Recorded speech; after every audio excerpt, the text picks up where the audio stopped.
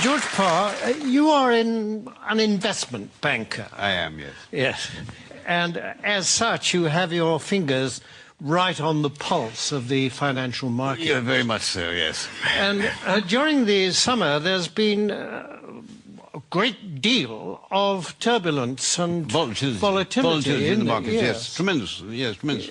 Yes, and what is caused that? Well, you have to remember two things about the markets. One is that they are made up of very sharp and sophisticated people who, these are the greatest brains in the world. And the second thing you have to remember is that the financial markets, to use the common phrase, are driven by sentiment. What does that mean? What does that mean? Well, things, let's say, are just going along as normal in the market, and then suddenly, out of the blue, one of these very sharp and sophisticated people says, "My God, something awful's going to happen! We've lost everything! Oh, my God, what are we going to do? What are we going to do?" Shall I jump out of the window? Shall I jump out of the window? Exactly. Let's all jump out of the window. Sell! We've lost it. Sell! Yes. Precisely. Yes. Precisely. And then a few days later, this same sophisticated person says, "You know, I think things are going rather well." And everybody says, "Yes, I agree with you. I think we're rich. We're rich. Yes. We're rich. Yes. Bye. Yes. Yes. And that's what we call market sentiment. Yes.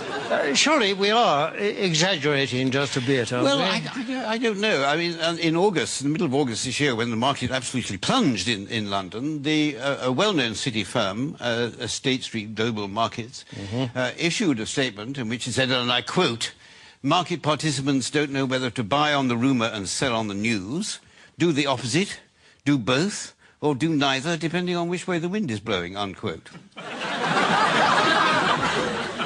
Yes, and this is the kind of rigorous analysis that companies will pay huge salaries for. Yes, exactly. And a few days later, when the markets had gone up a little bit, the senior equities advisor on ABM Ambro Morgan said, and I quote, "We're back to happy days again."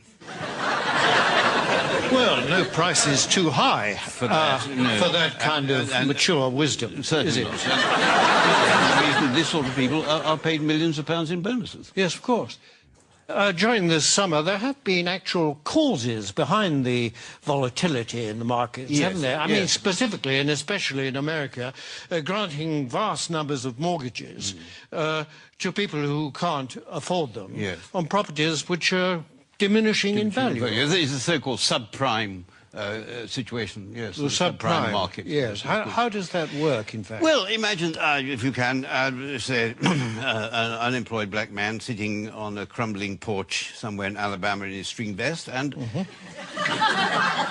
chap comes along and said, "Would you like to buy this house before it falls down? And why don't you let me lend you the money?" And is this chap who says this, is he a banker? Oh, no. He's a mortgage salesman. His income depends entirely on the number of mortgages that he can arrange.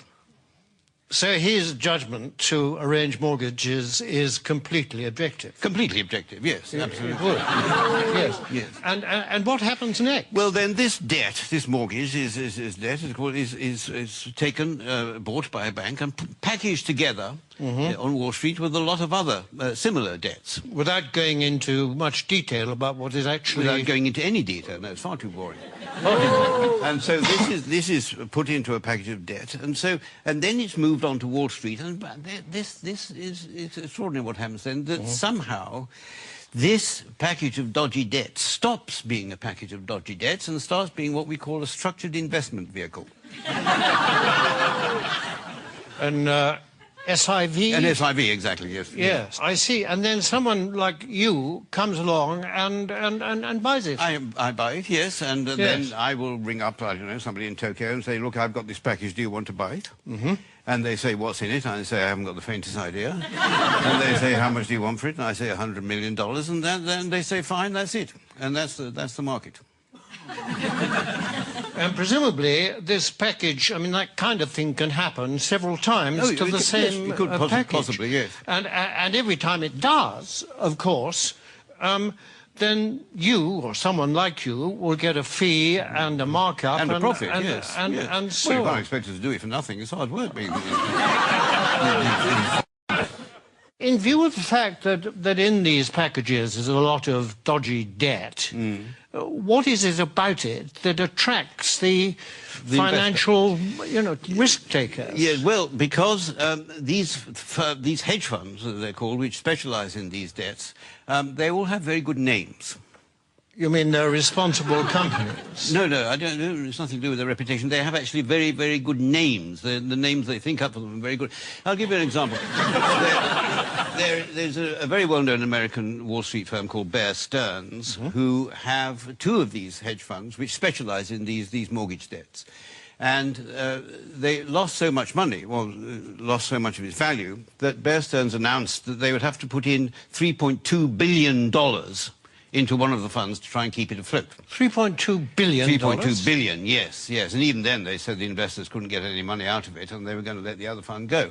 But one of these funds was called the High Grade Structured Credit Strategies Fund, and the other was called the High Grade Structured Credit Enhanced Leverage Fund. Well, that sounds very good. But that's good, isn't it? Yeah. It sounds very trustworthy. Actually, this is the magic of the market. What started off as lending a few $1,000s to an unemployed black man in a string vest has become a high-grade structured credit enhanced leverage fund. I like the sound of it. It is good. Well, it sounds very trustworthy. I mean, it's got good words in it. It's got words like high. High is good. High is good. Yes. Better than low, anyway, isn't it? Yes, absolutely. And structured is another good word. Very good. Enhanced is... I love enhanced. Enhanced is very... I mean, I'd buy anything if it said enhanced. Absolutely, yes. Yes. It might have been different if it said the unemployed black man in the string vest fund, but yes, because then alarm bells might start to ring. But despite these very plausible names, surely the reality is that the people that lent all this money have been incredibly stupid. Oh, no. The reality is that what was stupid is, for at some point, somebody asked how much money these houses were actually worth.